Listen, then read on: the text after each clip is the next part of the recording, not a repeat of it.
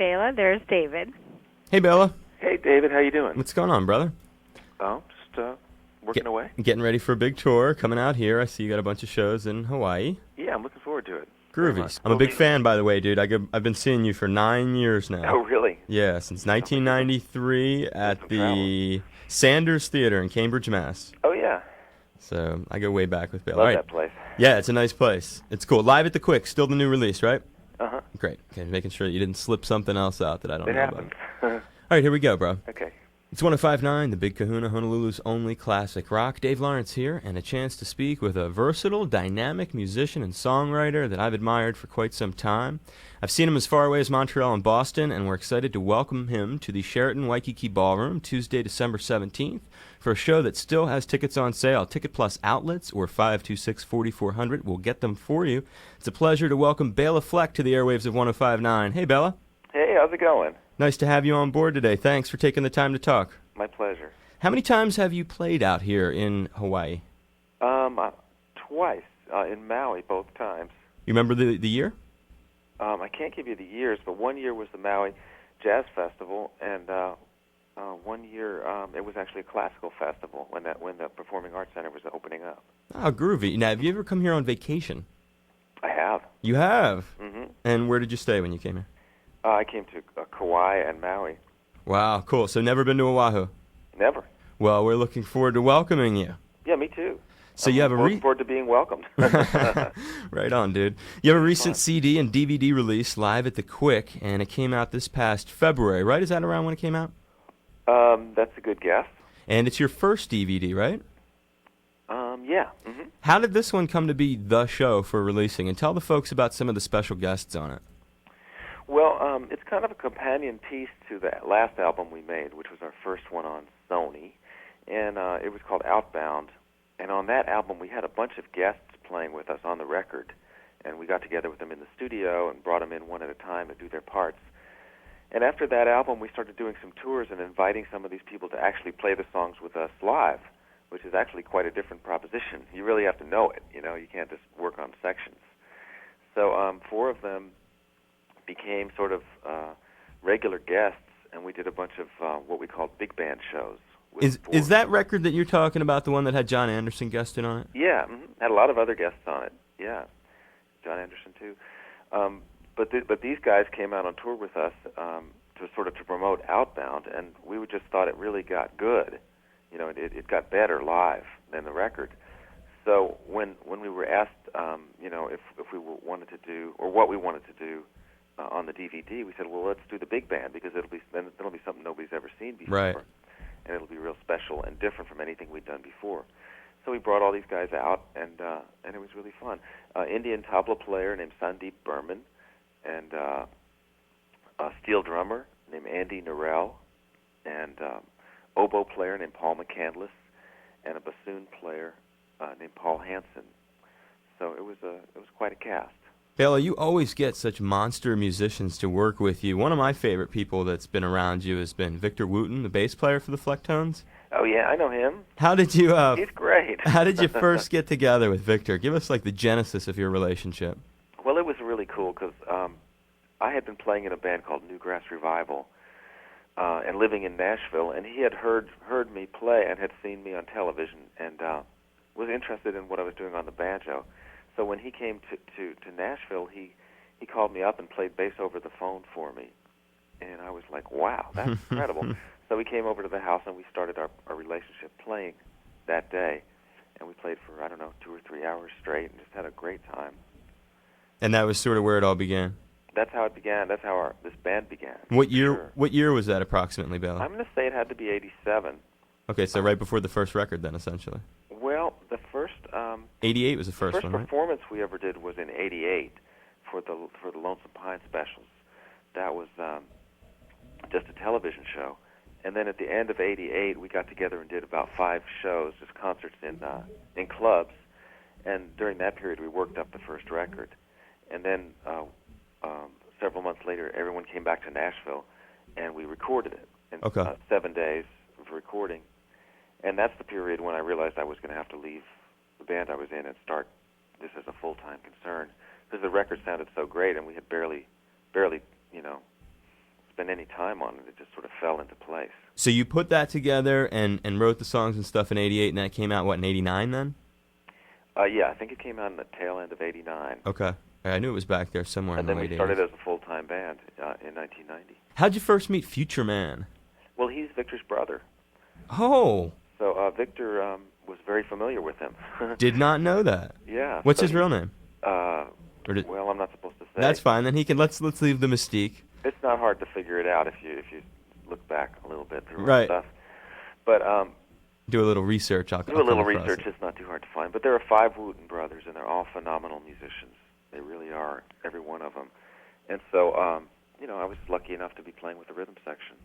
No, that's happening. You another thing that you do, in addition to hooking up some great musicians to play on stage with yourself, sometimes you do interesting tours where you go out with someone else. I think it was with Dave Grisman a couple years back. Yeah, we did do some touring with Grisman. Share a Dave story. Boy. It's got to be one good, funny story that just pops in your mind about hanging with the legendary Dave Grisman. Yeah, there's some kind of story I kind of remember. Well, first of all, he's been a good friend to me ever since, I don't know, the first time I met him. I was staying at his house. He was the kind of person who would invite young musicians, and they'd stay and you'd jam all night and have a great time, and he'd put you up, and then you'd drink some kick-ass coffee in the morning and play all day. And it was just like that at his house those years. So Wow. I can't really think of a particular story, but boy, he was just always very sweet and wonderful to play with. And you were living there for how long? Oh no, I just stayed at his house when I was recording. And So you just stay there while you were doing recordings and I stuff? went to the West Coast and a couple of different times and got to know him a little bit. Actually, the mandolin player in the Newgrass Revival, the band I was in, and he were very good friends too. So there was a lot of common ground. But in bluegrass, everybody kind of knows each other, and they find out about each other real quick when somebody new shows up. Sure. So he knew what I was up to already. He'd already heard my first album, and he was just really, really great about sharing the musicians he was playing with and bringing me into. I played on a Christmas record for him. He let me play my zipper on one thing. I think it was Silent Night. Wow. And you're like zipper on clothing zipper? Yeah, I had a zipper on my jacket. And I started zipping it in rhythm to the thing, and I said, "Hey, let me record this." He said, "Okay." Well, I went out and put up a mic, and it's on the record. On that same bluegrass tip, someone else who was very influenced by that scene in the '60s was Jerry Garcia. Didn't you get to open for the Dead at some point? Yeah, I got to open for the Dead twice. Once with Newgrass Revival and once with the Flecktones, and then also opened for the Jerry Band. And that was the first time he invited me to play with him. And I sat in with them. That was at the Greek Theater. And then he was playing with Grisman and at Squaw Valley, which was towards the end. And they got me out there to play with them too. Was he a nice those are guy? all my experiences with Jerry. Was Jerry a nice guy?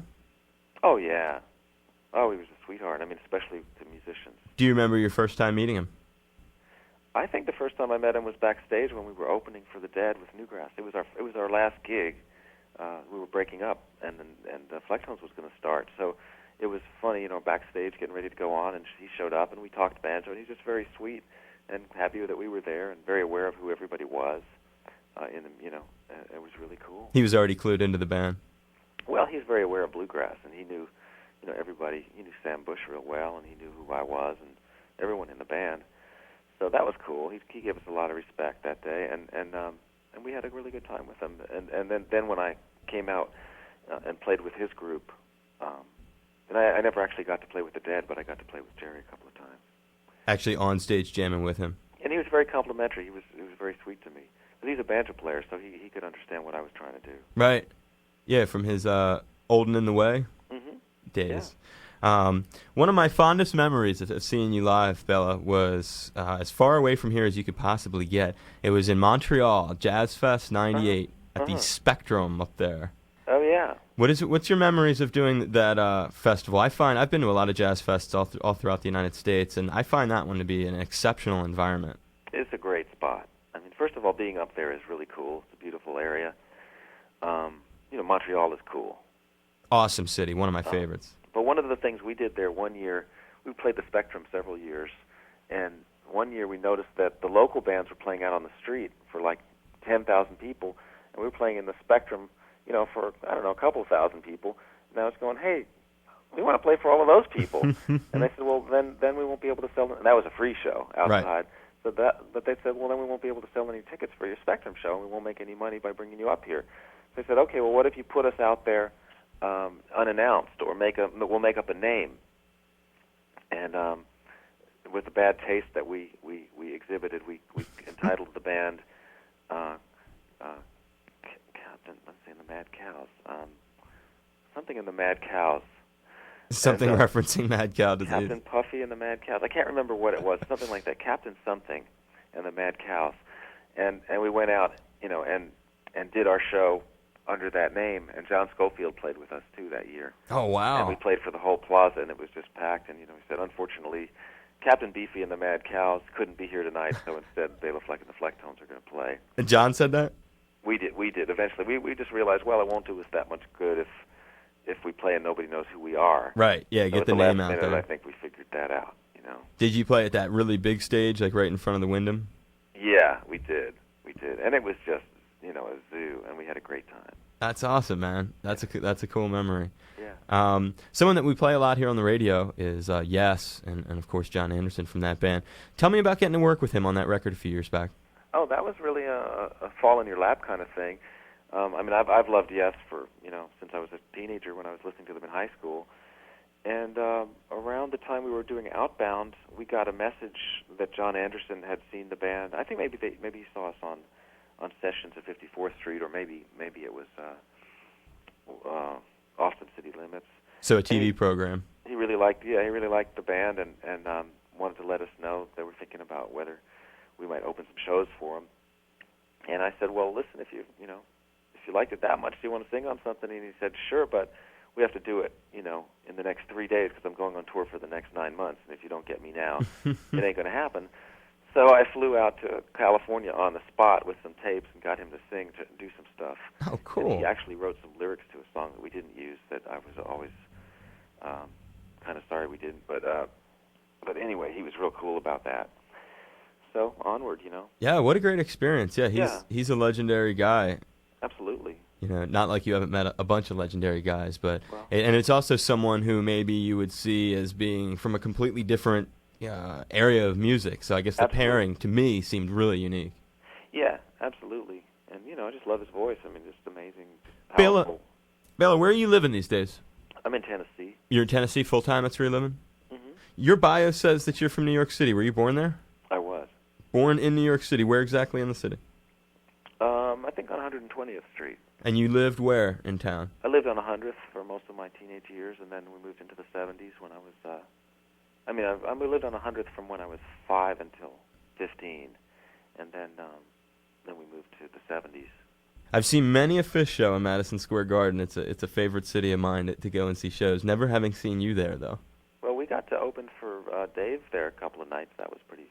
Dave Matthews at Madison Square Garden? Yeah, that was great. We had a great time there. Is that your only time playing in that venue? Mm-hmm. But you did get in there. Yeah, I got to play with those guys. Where was it? Dave loves you. Well, yeah, he's treated us really great. Really. All those guys do, right? I mean, so don't the guys in Fish, like Trey and stuff. Well, you'll have to ask them, but they seem to they treat me with a lot of respect, and they've invited me to play on their records. I guess that's the ultimate compliment. If they ask you to play on something, then that usually means they really like you. That's what I'm saying, man. Yeah, so I got to play on Dave Matthews records and Fish records. I guess a couple of Fish records now. So I hope. Hopefully, I guess are they going to tour again? Yeah, they're coming back New Year's Eve. They're resuming being a band and touring, and then they have some shows next year as well. I'm sure it was good for them to take a break. Yeah, refreshing. I mean, everybody needs to do that, and they had such an intense thing going on. Yeah. How involved in your website are you, flecktones.com? I try not to let it drag me in too much, but I am very aware of what's going on there. So you have someone else who takes care of it for you? Yeah, but the somebody is our road manager, Richard Battaglia, who travels with us all the time. So, he really knows what we do and don't want to have happening. Oh, it seems totally up to date, too. Yeah, he's really great at it, and he's been a team member from the very beginning. Cool, Bela. Finally, before I let you go, two more songs here, or two more questions here. What classic rock guitarists have influenced you? What classic rock guitarists have influenced me? Yeah, that you would like, Oh, and I mean, I know there's probably a lot of people that you would call that, that you would say you're a fan of, but maybe a few people that you in particular have had some kind of impact on your playing. Well, I mean, is Jerry Garcia a classic rock Yeah. guitarist? Yeah, I think all of the great jazz rock guitarists that I can think of, Eric Clapton and Jeff Beck, and of course What about Santana? Page, and definitely George Harrison, What about Carlos? and Carlos. To some extent, I got a lot more inspiration from the jazz guys. Did you like honestly. Django Reinhardt? Well, more people like